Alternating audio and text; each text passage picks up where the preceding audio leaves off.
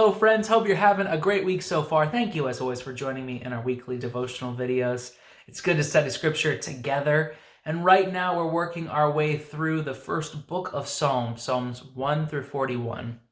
Last week I didn't have a chance to wrap up our reading, so let's go ahead and do that today before we dive into our readings for this week. So today I want to focus on Psalm 37, specifically verse 4. Psalm 37 is a psalm of trust, a psalm of reassurance that even though we may be surrounded on all sides and attacked by people who would do us harm, that God will provide, God will vindicate us in the end, that we can trust in Him. All we have to do is wait, submit ourselves to God's guidance, and He will lead us into righteousness. He will lead us into His promises. He will provide for us when we're in need. He will prove Himself faithful in the end. And here at the beginning of the psalm, in verse 4, we are reminded of the importance of allowing God His due, of putting Him first in our priorities. Psalm 37:4 says, "Take delight in the Lord, and He will give you the desires of your heart." See, if we delight ourselves in God, if we put Him as the priority, if we want Him and Him alone to fulfill us, if He is the desire of our lives, then what do we get in response but more of Him? As we are shaped by the work of the Spirit in us, we desire God more and more. We hunger and thirst for righteousness. We want His guidance and control in our lives as we submit ourselves to His good and gentle leading. We get more of God, more of His presence, more of His love, more of His activity in our lives and in our hearts.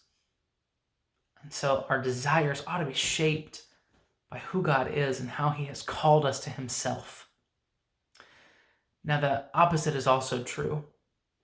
That if we desire the wrong things, then God will allow us those desires. It's often the case throughout Scripture that people are not destroyed by God's judgment, but they judge themselves and lead themselves out of the plan for their life. That they turn away from God and pursue other things, and God allows them the opportunity to chase after those things that they think will fulfill them, but will really lead them to ruin. It's why the people of Israel wrestle so long with idolatry. It's why the people of Israel continue to turn towards injustice, and God allows them to pursue the wrong desires because He's given us the ability to do that. He'll allow us to walk away from His plan, even though it is the best thing for us.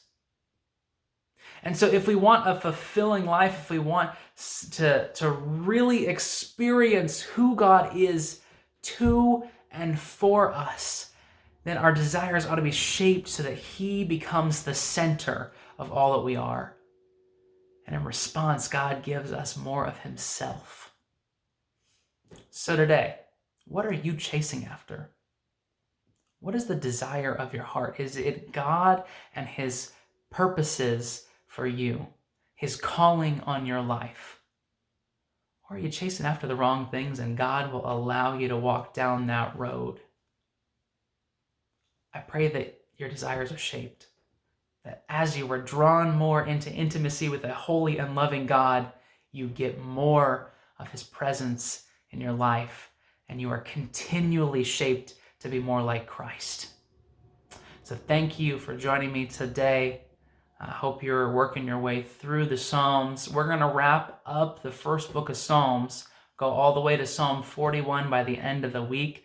I'll be back later this week to wrap up this portion of Psalms with you.